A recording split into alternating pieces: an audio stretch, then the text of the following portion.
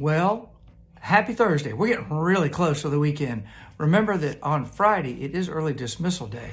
But today we're here to talk about the code of conduct. We've been working our way through it all week long. And today we're at the breaches of conduct. These are things that are serious enough that you could get an office referral for. This is not something that normally you're going to get a mark on the roar card for. So we're going to go through these, and you need to know what they are, how not to get them, and if you do one of these things, a breach of conduct, well, what can happen to you? The first one is abusive language or conduct to another person. This would be mainly to another student. If you use abusive language, you curse, you say really bad words, you say things that are obscene or nasty or vulgar or sexual in nature, or if you have any kind of explicit pictures, you've got bad pictures on your phone, pornography on your phone, any of that falls here. This would be anything from you receiving a detention all the way up to a long-term suspension, which we talked about yesterday, would be 10 days.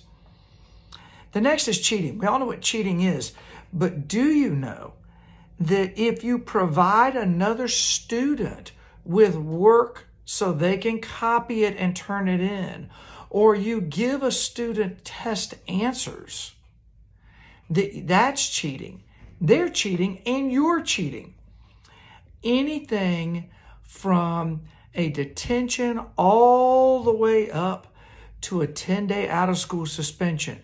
If you cheat on the state assessment, the STAR, the FCAT, anything like that at all, then that would cause you to possibly be sent to the Bill Duncan Opportunity Center or even expelled out of school.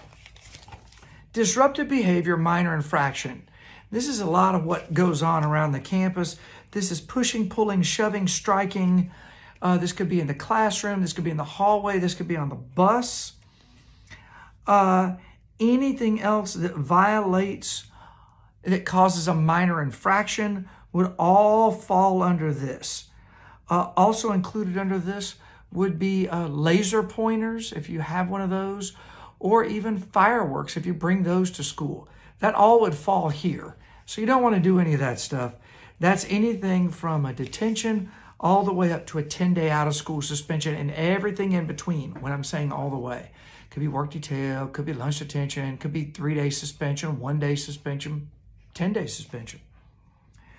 Failure to return school board property, that would be anything that you rent, instruments, guitars, the laptops or the tablets that are coming soon, even books from the library, from the media center, Ms. Anderson's books. So any of that material has to be returned in a timely manner. If you don't, then you run into that situation. Gambling.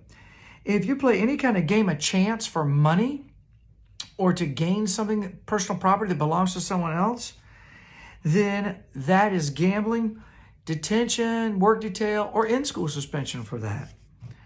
Physical attack is an actual or intentional strike of another person against their will with the intention of causing bodily harm. I'm going to kick you, hurt you, to intentionally try to make you feel pain or to put a bruise on you.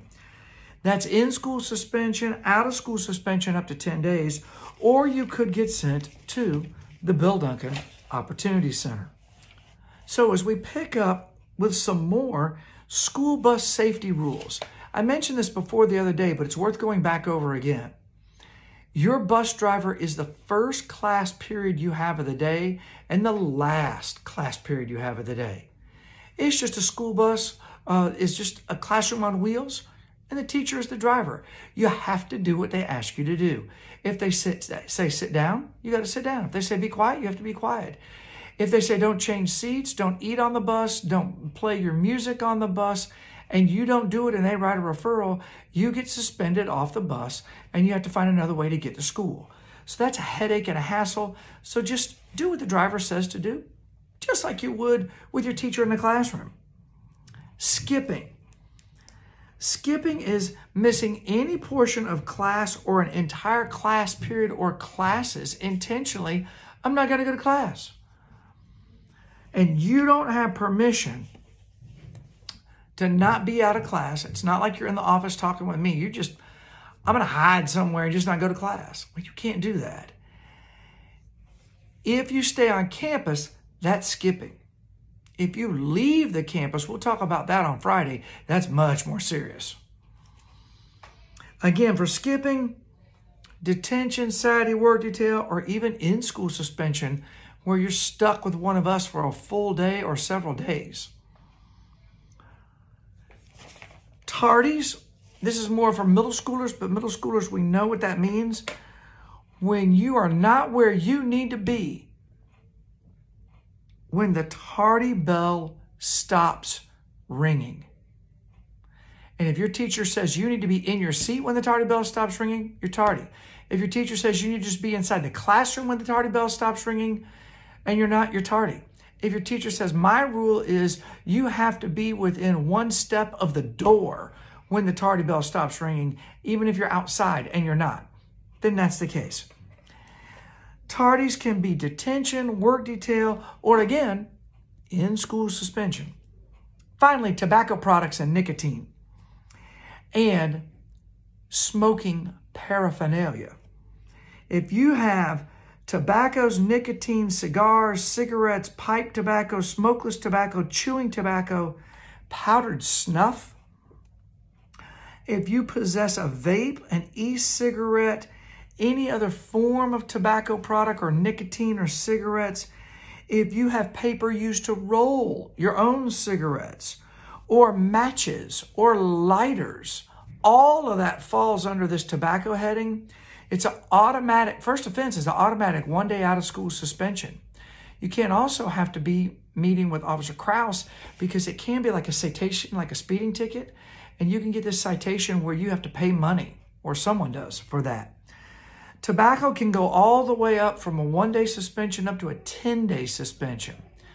If you're vaping, you also can get caught up in having to do online courses to know the dangers of vaping. The back of my seat right here is black. If you don't want your lungs to be black, don't get involved with smoking, don't get involved with vaping, don't get involved with tobacco, don't get involved with nicotine. It's addictive. And middle schoolers will learn about that when we go through tobacco lessons later on this school year. But that takes us all the way through the breaches of conduct. Tomorrow, it's an early dismissal day, teachers, but I'm going to need to take a little bit more time because we're going to wrap up the entire rest of the code tomorrow and knock it out. And that includes the lengthier section on the serious breaches of conduct. Until then, you guys have a great day. Enjoy your day on Thursday. And of course, we'll see you in the halls.